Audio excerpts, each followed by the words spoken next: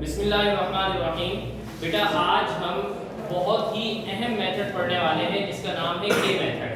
के मेथड हमेशा इम्तिहान का हिस्सा रहा है और बहुत ही आसान लगता है स्टूडेंट के लिए। के मेथड के जरिए किसी चीज को प्रूफ करना। देखिए बेटा एग्जाम्पल हम करते हैं। पहली example, if A ratio B, तवज्जो कीजिएगा, प्रोपोर्शन की साइन है, ये चार डॉट की जो साइन है ये प्रोपोर्शन की साइन है। सी रेशो डी, अगर A रेशो B प्रोपोर्शन है C रेशो D के, देन शो दैट, तो फिर प्रूफ करो कि this side is equal to that side, left hand side is equal to right hand side. ये चीज इसके बराबर प्रूफ करनी है with the help of this condition, A ratio B proportion C ratio D। अगर if के बाद कोई चीज दी हुई होती है उसको हम उठाएंगे, उसको हम इस वहां से स्टार्ट करेंगे और वहां से हम उसको उस पर वर्क करना शुरू करेंगे। देखें हम इधर लिखेंगे, प्रूफ की हेडिंग लिखेंगे पहले तो A रेशो B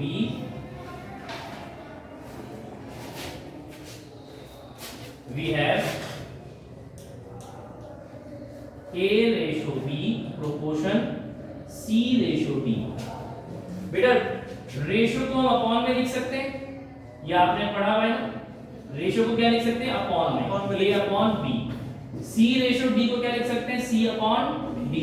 और प्रोपोर्शन की साइन की जगह पे हम इक्वल की साइन लिख सकते हैं। कोई मुश्किल? कोई मुश्किल नहीं।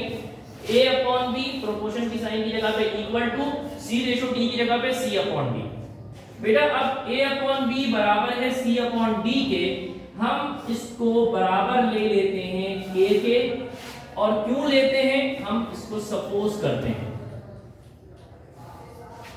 हमने सपोज किया कि सपोज दैट कि A upon B C upon D के बराबर है और ये दोनों K के बराबर है, यानी A अपॉन B भी K के बराबर है एंड C अपॉन D भी K के बराबर है। ये स्टेप समझ में आया? बेटा A रेशो B को A अपॉन B कर दिया, प्रोपोर्शन की साइन को इक्वल लिख सकते हैं, C रेशो D को C अपॉन D कर दिया, फिर A अपॉन B बराबर है C अपॉन D, इसको बराबर ले लिया, बराबर सपोज कर लिया K के, और आगे हमने ब्रैकेट में लिख भी दिया कि ये सपोज किया है हमने, ये था नहीं पेपर, ये था नहीं सवाल के अंदर, लेकिन हमने इसको सपोज किया है। अब A अपॉन B बराबर है C अपॉन D बराबर है K के, ये इसके बराबर, ये K के बराबर, यानी K A अपॉन B के भी बराबर है और C अपॉन D के भी बराबर है। ठीक, अब D, ये B डिवाइड हो रहा है, K के पास आकर क्या हो जाएगा? ये मल्टीप्लाई, क्योंकि इक्वल के इस तरफ आने से वहां अगर कोई नंबर डिवाइड हो रहा हो तो यहाँ आके मल्टीप्लाई हो जाता है, वहां अगर मल्टीप्लाई हो रहा हो इक्वल के उस तरफ तो यहाँ आकर क्या हो जाता है? डिवाइड हो जाता है। वहां प्लस हो रहा हो तो यहाँ आके क्या हो जाता है? माइनस। वहां कोई नंबर माइनस हो रहा हो तो यहाँ आके क्या हो जाता है बेटा? प्लस हो जाता है। अब D यहाँ पर बेटा डिवाइड हो रहा है, यहाँ आके क्या हो जाएगा?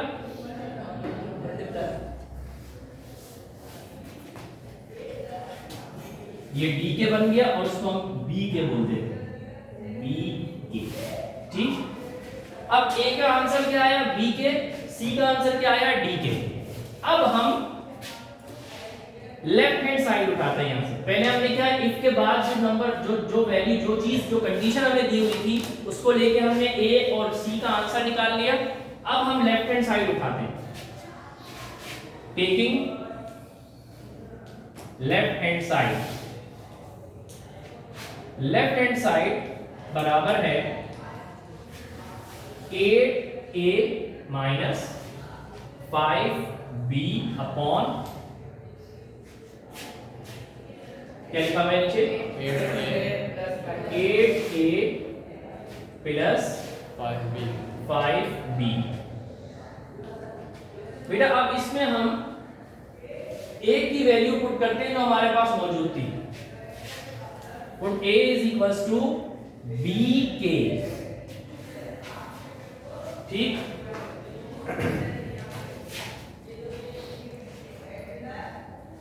तो A is equals to B के। तो बेटा लेफ्ट हैंड साइड में जहां जहां a होगा वहां वहां हम b के लिख देंगे।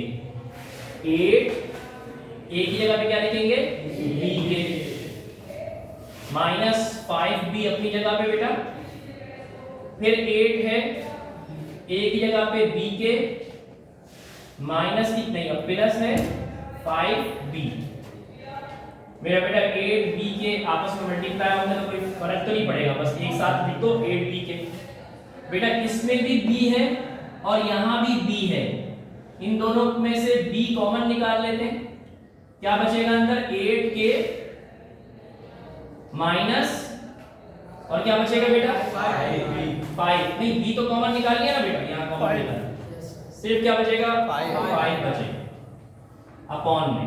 बेटा इस वाले पोर्शन में, इस वाले पार्ट में और इस वाले पार्ट में देखो b और b कॉमन है, b कॉमन निकाल लिया, इधर क्या बचेगा 8k और नीचे क्या है प्लस और क्या बचेगा बेटा 5। क्या 5 से 5 कैंसिल हो सकता है? नहीं हो सकता। क्या 8k से 8k कैंसिल हो सकता है? नहीं हो सकता, क्योंकि 8k अगर इससे कैंसिल होगा तो 5 बढ़ेगा। अबे कहां जा रहा है? सही है, क्योंकि ये 8k 5 से माइनस के साथ जुड़ा हुआ है, 5 8k से प्लस के साथ जुड़ा हुआ है, इसलिए ये आपस में कैंसिल नहीं होंगे। हाँ अगर ये मल्टीप्लाई हो रहे होते ना, ऐसे होता 8k 5 अपॉन 8k 5 नीचे लिखो तो ये 5 से 5 कैंसिल होता, k से कैंसिल होता, 8 से 8 कैंसिल होता। लेकिन क्योंकि 8k 5 बीच के दरमियान प्लस के साथ बॉन्डिंग बनी हुई है, प्लस के साथ जुड़ा हुआ है, ये माइनस के साथ जुड़ा हुआ है, तो ये इस तरीके से कैंसिल आउट नहीं हो सकते। हाँ अगर बिल्कुल एक जैसे सेम होता ना 8k प्लस 5 8k प्लस 5, हम इसको एक मानकर ये पूरा पूरा कैंसिल कर देते, ठीक है, हम इसको एक चीज मान के एक इसको इसके साथ कैंसिल कर देते। लेकिन अब चेंज है -5 प्लस 5, लिहाजा आपस में कैंसिल नहीं हो सकते, ठीक है। अगर प्लस भी होता ना, अगर ये प्लस भी होता तो ऐसा नहीं कर सकते 5 से 5 कैंसिल, 8k से 8k कैंसिल, नहीं इस तरह नहीं कर सकते। बल्कि क्या करते हैं, अगर प्लस होता तो हम इस ब्रैकेट को पूरा एक मान के, इस ब्रैकेट को पूरा एक मान के, इस एक टर्म मान के इन दोनों को कैंसिल आउट कर सकते थे, ठीक है, समझ में आई बात? बाहर अभी तो ये माइनस था, ये b से ये b कैंसिल हो जाएगा, क्योंकि b मैंने कहा ना अगर कोई नंबर किसी से मल्टीप्लाई हो रहा हो, अब 8k इसको नहीं बोलेगा, 8k -5 वाला ब्रैकेट b को नहीं बोलेगा भाई कहां जा रहा है, नहीं बोलेगा। क्यों? क्योंकि 8k -5 वाले ब्रैकेट के साथ b क्या हो रहा है, मल्टीप्लाई हो रहा है। 8k + 5 के साथ b क्या हो रहा है, मल्टीप्लाई हो रहा है। मल्टीप्लाई में कोई एक दूसरे को नहीं जानता, लेकिन प्लस माइनस की बॉन्डिंग में जानते हैं। 5 से कैंसिल नहीं हो सकता, 8k मना कर देगा, 8k से नहीं हो सकता, ये +5 उसको मना कर देगा, ठीक है। मल्टीप्लाई हो रहे हैं, b से कैंसिल हो सकता है। अब क्या बचा बेटा इसके अंदर, 8k -5 ऊपर बचा और नीचे क्या बचा, 8k + 5। ये किस चीज का आंसर आ गया, लेफ्ट हैंड साइड का आंसर। बेटा अगर हम राइट हैंड साइड को भी इसी तरह सॉल्व करें और उसका आंसर भी यही आ जाए तो हम ये कहेंगे कि हाँ भाई left hand side right hand side के बराबर है, और यही चीज हमें प्रूव करनी है, show that this equal to this. अब आप देखिए मेरा बेटा,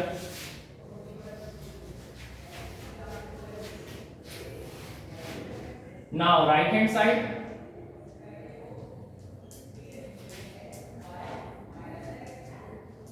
राइट हैंड साइड बराबर है 8c - 5d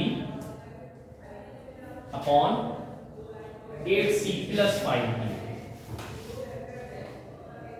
अब इसमें c है, c की वैल्यू पुट कर देते हैं, पुट c = dk।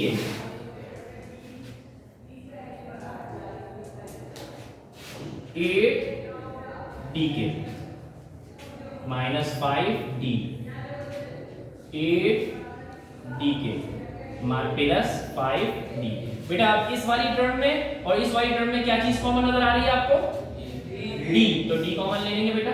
यहां पे क्या बचेगा, 8k -5 अपॉन में इधर भी और उधर दोनों में d कॉमन है, क्या बचेगा बेटा 8k + 5, d से d कैंसिल बेटा, क्या बचेगा 8k -5 और 8k + 5। ये किस चीज का आंसर आया बेटा, राइट हैंड साइड।